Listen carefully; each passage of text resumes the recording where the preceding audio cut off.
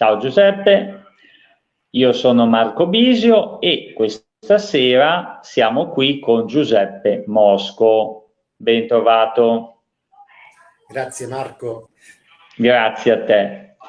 Allora, dobbiamo parlare con piacere di un testo che tu hai pubblicato in realtà un po' di mesi fa, che è Guerre spaziali sul pianeta Scuola. E me lo sono letto, poi riletto naturalmente.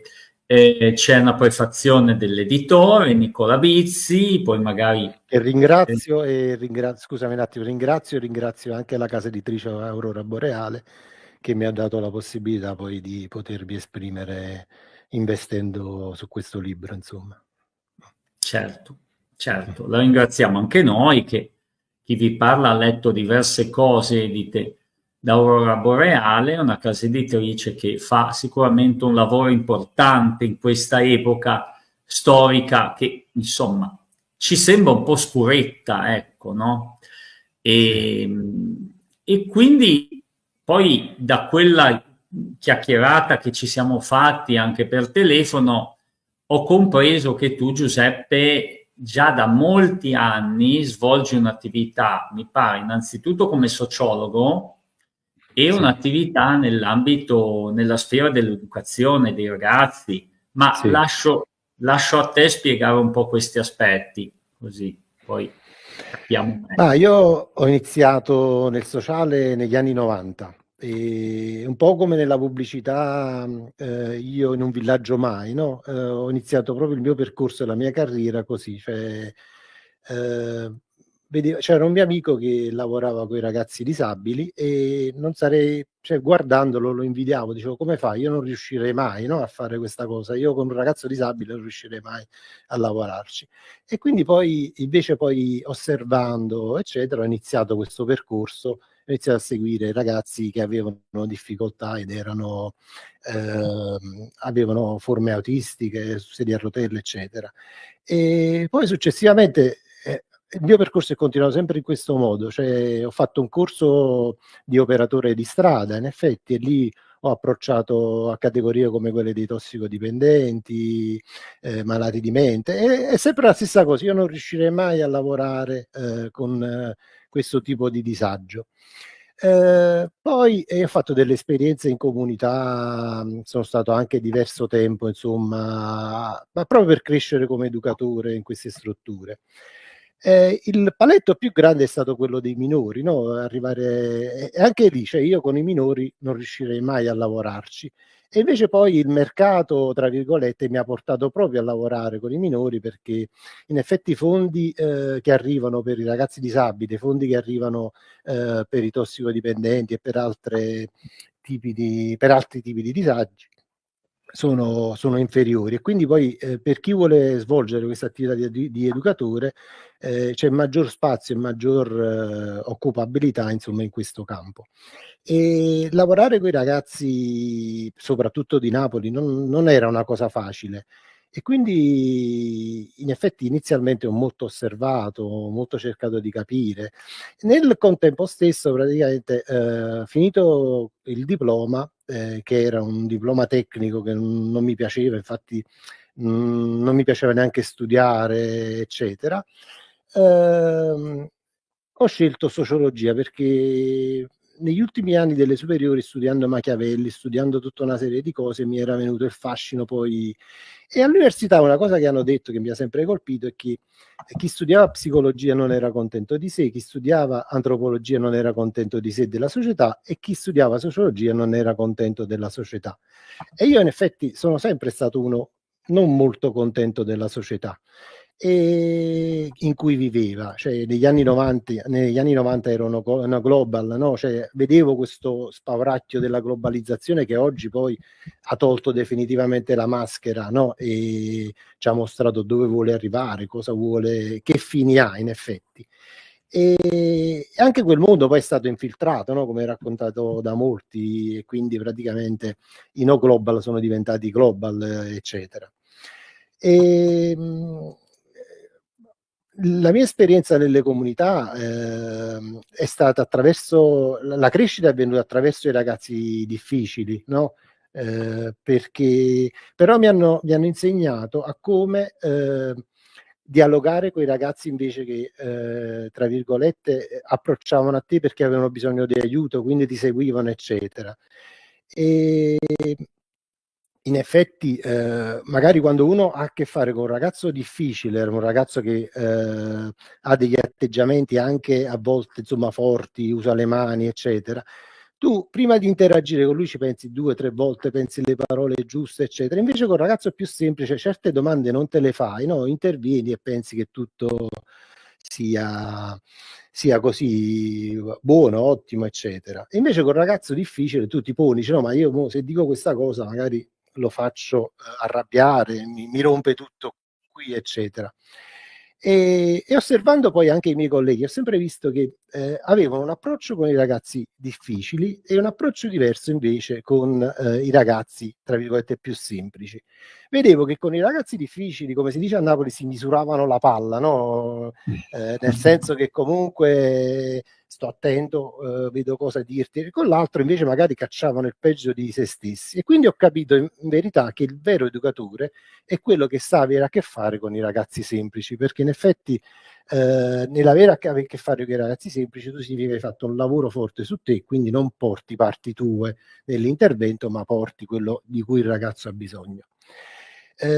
Successivamente un intervento, se lo posso raccontare, un intervento che mi ha segnato proprio la vita, è stato la vita professionale.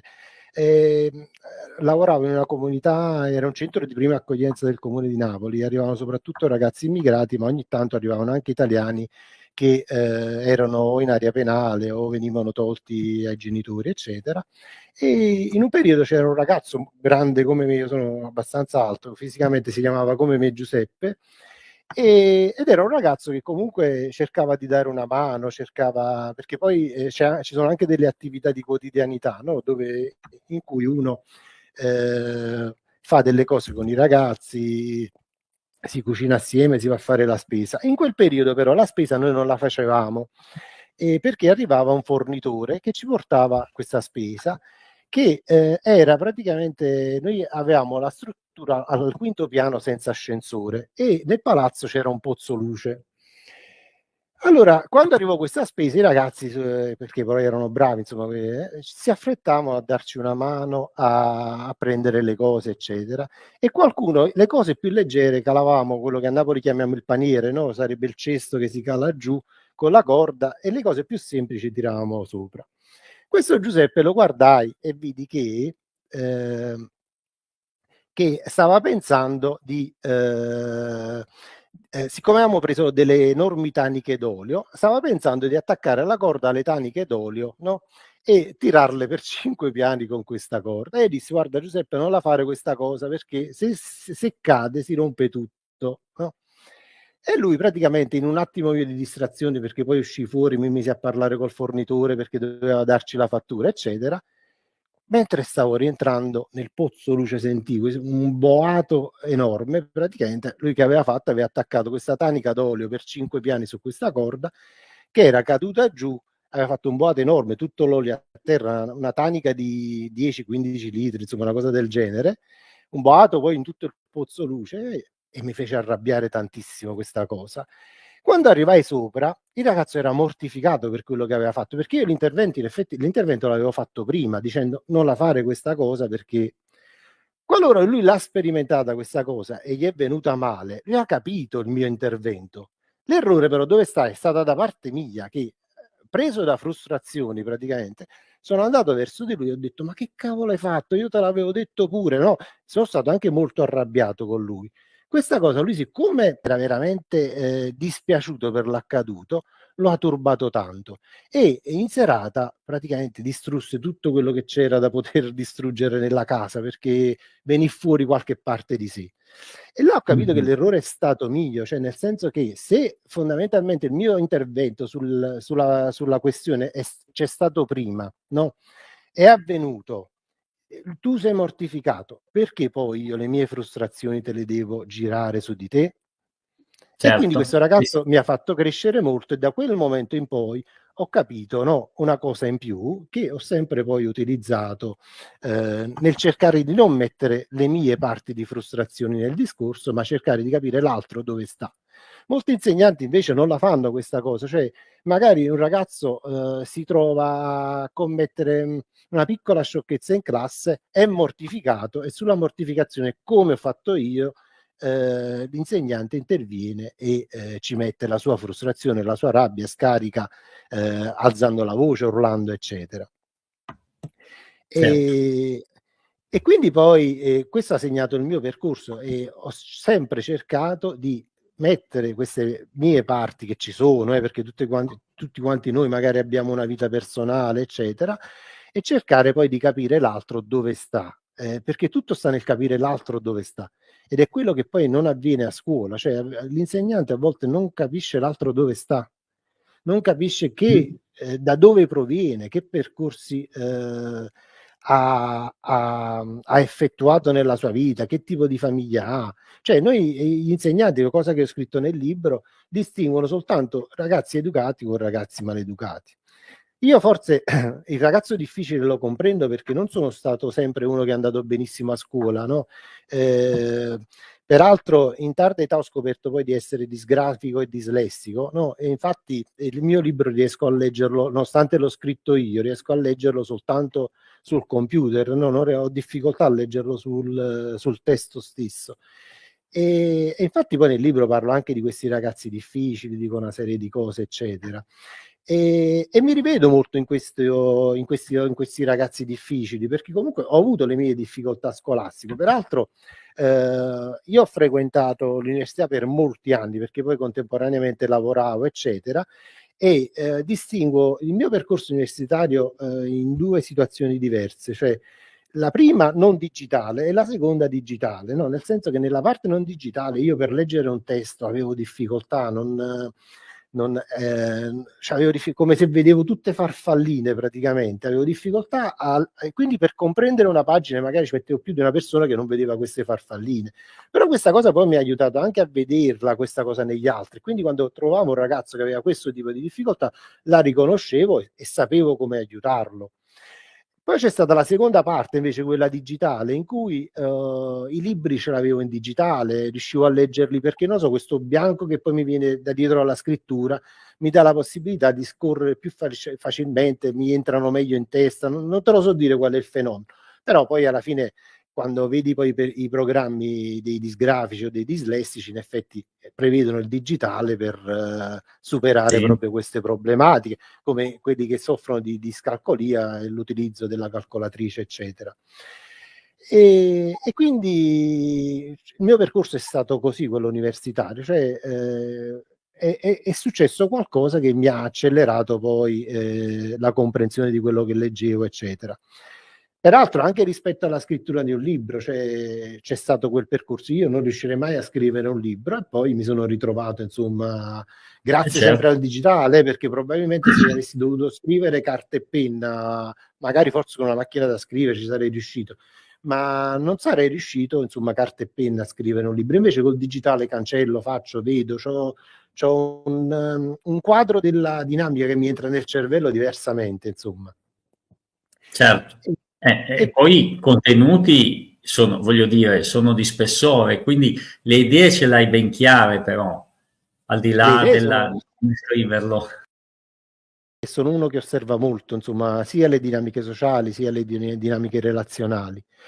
E in tutto questo percorso c'è stato un percorso in cui ho fatto l'operatore di strada, l'educatore di strada a Napoli, ho lavorato in quartieri come Scampia, come Piscinola, come Poggioreale, eccetera, quartieri molto particolari. Stare per strada in questi quartieri non è semplice, quindi o sei preparato, ma preparato nel senso che ti ho detto prima, cioè nel senso che uno non deve portare le sue frustrazioni, ma deve essere pronto a comprendere l'altro dove sta, o soccombi. E ho visto molti colleghi anche essere presi a coltellate, perché in effetti, cioè, se io entro in una dinamica con una persona e sono simmetrico, fondamentalmente poi che cosa mi riserva l'altro? La sua simmetria anche lui. E quindi anche questa esperienza mi ha arricchito molto.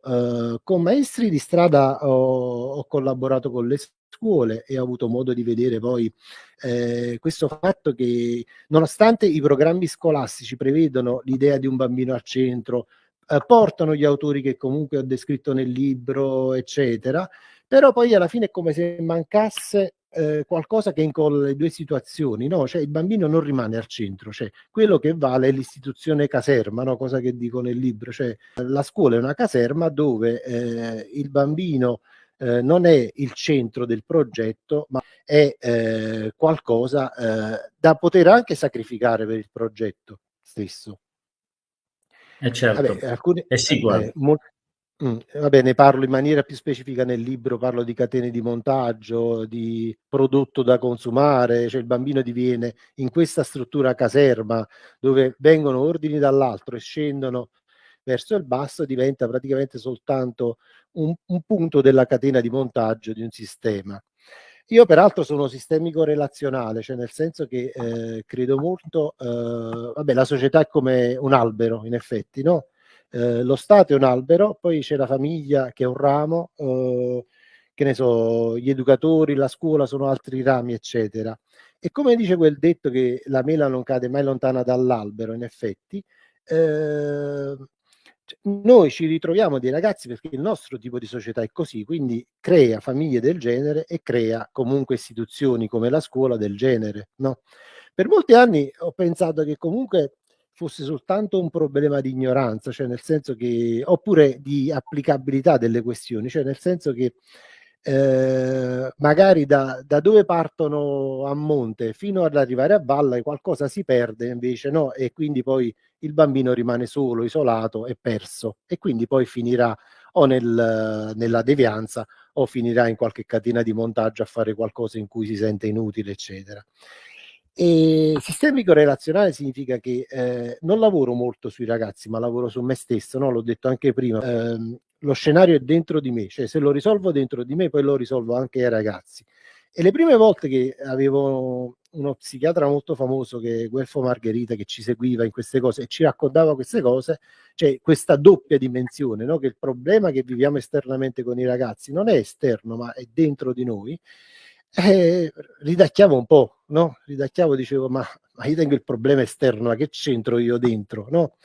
Fino a scoprire poi che invece era così. E nel momento in cui ho risolto quel bambino là dentro di me, ho risolto tutto il campo pedagogico. E quindi da lì poi come educatore ho iniziato ad avere meno problemi, ad avere ragazzi che fondamentalmente mi rispettavano, ma non è che loro mi rispettavano, cioè ero io che per primo rispettavo loro e quindi poi avevo questo feedback di ritorno. Spesso invece gli insegnanti per principio, per ruolo, cioè tu mi devi rispettare. No, non è così. Cioè, certo, eh, sì, sì. ehm, e quindi nascono poi dinamiche di incomprensioni, di dinamiche di abbandono, perché la scuola è la prima che abbandona i ragazzi alla strada, a se stessi, eccetera. Forse è il momento di dare anche un'occhiata alla bella copertina del tuo libro. Credo che ci sia un contributo filmato che può andare in onda. Guerre spaziali su pianeta Scuola è il libro di Giuseppe Mosco, educatore e sociologo, e proprio queste due essenze hanno reso possibile una disamina lucida, razionale e allarmante del pianeta Scuola ai tempi attuali. Giuseppe Mosco usa una metafora attraverso una storia fantasy che fotografa l'allarmante attacco di alieni al pianeta Scuola, fucina del nostro futuro. La scuola resta luogo deputato alla formazione dell'adulto cittadino di una terra che sembra sempre più manipolata, controllata da forze alienanti più che aliene, che in modo nemmeno poi tanto velato hanno messo in atto un vero e proprio attacco alla cultura e identità nazionale, sottendendo a una cancellazione totale in nome di ideologie woke, gender e green che ci riportano a una sterile omologazione. Lo spazio e il tempo si svuotano, perdendo di vista la dimensione umana.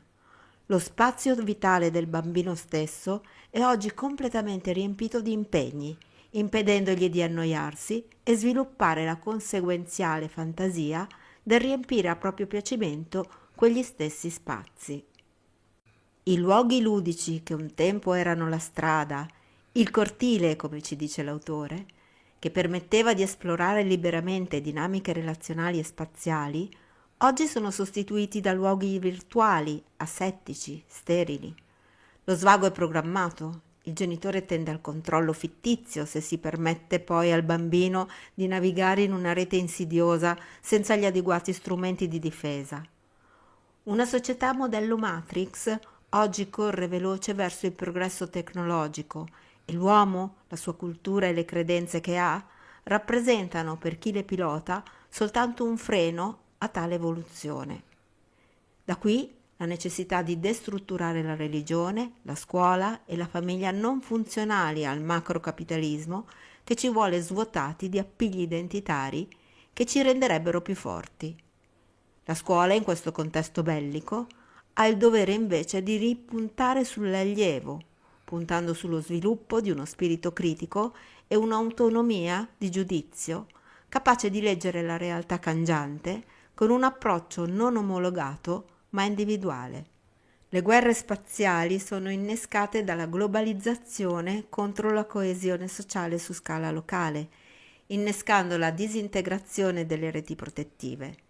In una società sempre più liquida si viene inghiottiti dal consumismo, con l'illusione che, potendo comprare, si diventa parte della modernità. Nel seguire il mainstream si diventa progressisti, di questo i giovanissimi se ne convincono. In realtà l'individuo diventa sempre più solo in spazi e contesti aridi, in non luoghi realmente condivisi da simili, ma soli, non sono identitari, relazionali, culturali e storici. La tendenza politica verso un tempo scuola infinito, dove adulti più o meno consapevoli riempiono di significati da un lato, ma gli stessi svuotati di significati veri. L'ozio, l'attesa, la noia è bandita, non è permessa, come di conseguenza bandita è la fantasia e il tempo prezioso di riflessione autonoma, che permette di guardare dentro di sé la realtà fuori di sé, in maniera quanto più oggettiva e personale possibile. Con l'avvento poi dell'intelligenza artificiale, anche a scuola, l'alunno diventa solo contenitore e fruitore di nozioni senza il passaggio relazionale tra umani, il calore, il rapporto affettivo emozionale attraverso cui avviene l'apprendimento. La scuola, in quanto istituzione, tende a omologarsi ai voleri dei poteri forti, che necessitano di soggetti non pensanti e formati per capitalizzare. Da qui la predilezione della STEAM, del coding, del pensiero parcellizzato, finalizzato a una risoluzione senza pensiero autonomo, gli invalsi con i test a risposta multipla, la riduzione dello studio della storia e della geografia, commutate in geostoria per decontestualizzare il bambino, incapace a collocarsi in uno spazio-tempo definito. Viviamo una fase di transumanesimo che può essere arrestata con una forma di resilienza, consapevolezza, di autonomia, ci suggerisce l'autore. L'autonomia per non diventare automi. Direi molto chiaro questo contributo, che tra l'altro mi dà lo spunto per una domanda in più. La cornice del tuo testo è questo racconto fantasy, per cui questi alieni invadono il pianeta scuola, ma se dovessimo dire chi sono, fuori di metafora, gli alieni che stanno invadendo tutta la società, in particolare la scuola, come possiamo identificarli questi alieni? Li chiamo saturniani perché in effetti non sono neanche i nostri politici sono soltanto burattini governati da queste persone. Veramente sono molto sopra di noi e quindi sopra l'umanità, sopra l'umano, e quindi la parola aliena secondo me c'entra benissimo.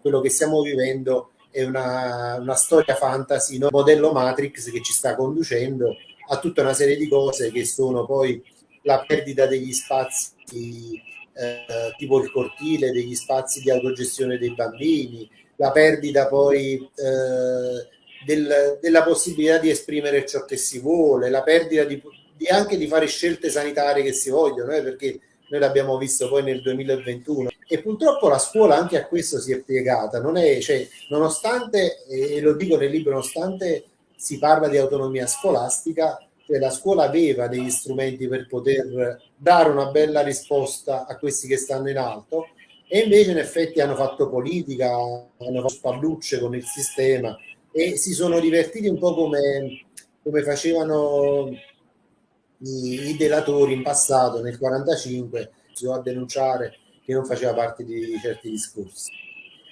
E quindi chi sono queste persone in alto? Cioè, non sappiamo forse chi sta proprio in alto, eccetera, però sicuramente ci sono diverse famiglie importanti che sono l'1% della popolazione mondiale e posseggono il 99% delle risorse. Con questo 99% sono riusciti a mettere le figure giuste e comprarle, posizionare proprio come un'unica mano che gestisce proprio tutto il teatrino dei burattini che arriva fino a noi, no? Noi siamo le marionette dei burattini, no? Tra virgolette, cioè, almeno chi è che si fa utilizzare come marionetta, no? E quindi decide ogni politica, decide ogni situazione che poi possa essere favorevole a quel 99% di fatturato, di potere economico, politico, eccetera, che rientra in quell'1%. Ma non ci sono solo queste dinamiche, cioè io quando parlo di Saturniani, Saturno sappiamo tutti quanti bene che cos'è e chi è, insomma, sono persone che adorano Saturno, poi andatevelo a cercare chi è Saturno. Nel 2020 abbiamo capito che la televisione ci ha mostrato certi meccanismi come micro, invece sono dei meccanismi molto molto grandi, e sono meccanismi in cui tu o ci entri o non puoi far parte di quell'elite che poi di burattinai che hanno la potenza economica e hanno poi la potenza per dirottare intere masse, no, quella fiumana di cui ci parlava Verga. Sì, ecco, però in parte l'hai già sfiorato tu. In questa situazione apparentemente sembrerebbe di non avere sbocchi per noi povere persone del popolo, ma in realtà tu nel saggio qualche soluzione la proponi. Quindi la domanda potrebbe essere: quali soluzioni abbiamo? Quali contromisure nei confronti di questi, diciamo, pochi che ci vogliono un po' come dei robot? La prima soluzione è spegnere la TV, perché in effetti noi pensiamo no, dico, e qui mi trovi d'accordo. Spegnere la TV, perché in effetti quello che mandano in onda in TV è tutto un meccanismo di propaganda per farci credere che il mondo sia diverso da quello che viviamo, insomma, no? E per farci vedere che comunque chi ci governa lo fa per il nostro bene, chi ha portato avanti una pantomima lo ha fatto e voleva salvarci tutti con un siero magico salvavita, eccetera. E quindi questa è la prima cosa, non credere a ciò che viene dalle TV. Io come sociologo ho studiato comunicazione e mass media e veramente noi a sociologia non studiavamo marketing, noi studiavamo come loro attraverso dei fenomeni prendevano in giro il popolo, come manipolavano il popolo. Invece chi studia marketing studia come manipolare il popolo, no? Che è un meccanismo totalmente opposto.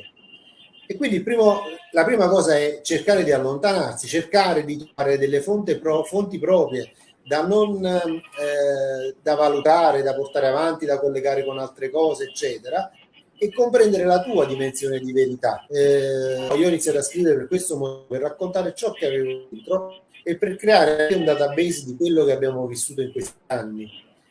E quindi poi attraverso questo creare una sorta di variabili nuove rispetto a quelle della TV, in cui le persone si possono informare, aprire gli occhi, crearsi una dimensione altra di quella che ci racconta la TV, e poi attraverso poi canali come il tuo, attraverso libri, attraverso crescere anche culturalmente, perché loro perché la vogliono distruggere la cultura? È perché persone che poi, cioè, i quartieri in cui c'è la depressione sociale sono quartieri in cui la gente comunque vive alla giornata, non studia, non si aggiorna, ma non lo fa perché non è motivata a farla, cioè la società già gli ha detto non crediamo in te, non crediamo in voi, siete la parte che vorremmo nascondere di questa società, e quindi si attuano questi meccanismi.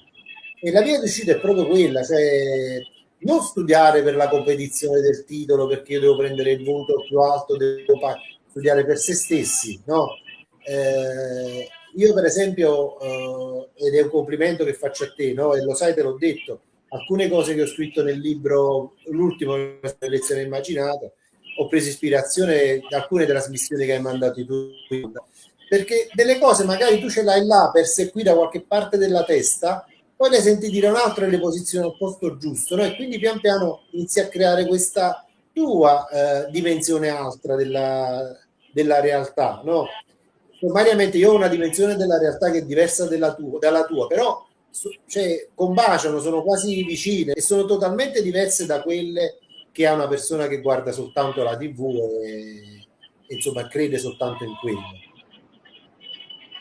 Sì, sì, questo è un fenomeno che in questi anni si è accentuato, cioè pur con le diversità che ciascuno ha, diciamo, quelli che hanno fatto certe scelte in questi anni si trovano, si comprendono, come è successo a me e a te, per esempio, e così come quelli che invece ne hanno fatte altre oramai sono distantissimi, distanti a tutti i livelli, no? Energetico, se provi a parlarci assieme. Io lo sperimento andando a scuola, oramai i miei colleghi in gran parte per me sono dei totali estranei, cioè li saluto e questo immagino lo possa sperimentare anche tu e molti di coloro che ci ascoltano, no?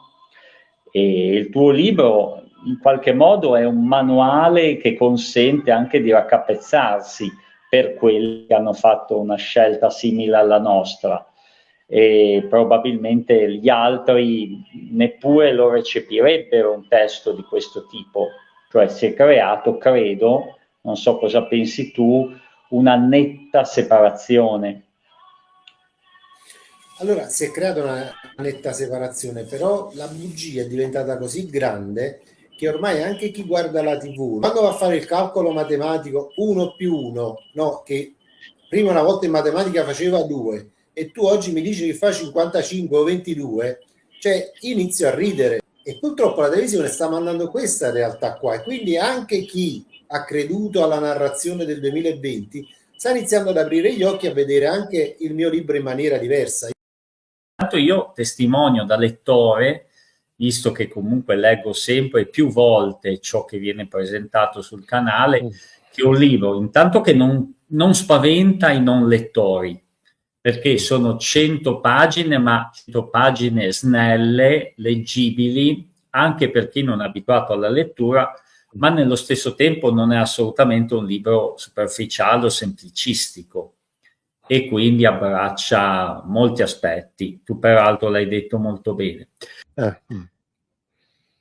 Comunque direi che il tuo libro, oltre che essere da consigliare, almeno noi lo consigliamo, secondo me potrebbe essere un libro di testo da usare a scuola, un po' a tutti gli ordini e gradi, perché stura un pochino le menti, anche quelle magari un po' più otturate in questa fase. Lascerei comunque a te, come faccio con tutti gli ospiti, la conclusione, se magari hai una riflessione, un pensiero, uno spunto che non abbiamo toccato e che desideri lasciarci. Ma la riflessione è sempre quella di guardare l'altro dove sta, no? Cioè, non possiamo vivere una vita così, cioè, in mezzo agli altri senza vedere gli altri dove stanno. Secondo me è importante, sia se sei un insegnante, sia se sei un genitore, sia se sei... e capire le ragioni dell'altro, no? Allora, qualora riuscissimo, ognuno di noi, a fare questo, ci ritroveremo tutti in un mondo migliore, perché fondamentalmente poi manca empatia, no? Cioè le persone hanno perso empatia e quindi non sanno neanche l'altro dove sta, non sono interessati a sapere che cosa pensa l'altro, E poi hanno perso anche di curiosità, l'abbiamo detto prima, no? Non sono curiose, non sono... Sapere l'altro dove sta è comunque una forma di... Cioè io sono curioso nel sapere tu dove stai, no? Cioè come stai, dove stai, cosa stai vivendo, cosa hai vissuto, no? Aspettando che l'altro poi abbia la forza di dircelo, perché poi spesso a volte invece uno non ha neanche questa pazienza. Cioè, io ho sempre detto l'educatore è come un pescatore, cioè praticamente sta lì, butta la canna, no? Butta l'amo e aspetta che sia il momento giusto, perché deve arrivare il momento giusto, no? Il momento giusto, io parlando di interventi, esistono tanti interventi educativi, no?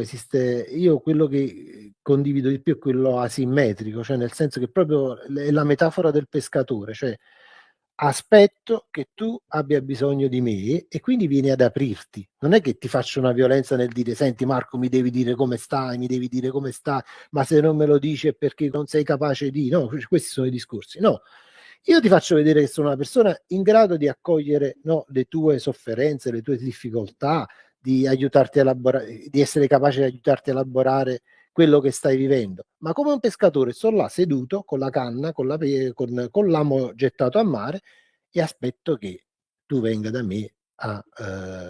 Quindi ti ripeto, c'è l'augurio veramente di vedere l'altro dove sta e di interagire con l'altro in empatia. Grazie, io direi che è la migliore conclusione. Mm. Grazie davvero Grazie e a te. naturalmente ringraziamo chi è stato con noi adesso e anche chi magari seguirà la trasmissione in un secondo momento. Se vi è piaciuto ciò che avete ascoltato, vi invitiamo, se volete, a condividere il video, a mettere un mi piace o a commentare. Grazie a tutti e grazie a te, Giuseppe. Buona Grazie. serata. Ciao.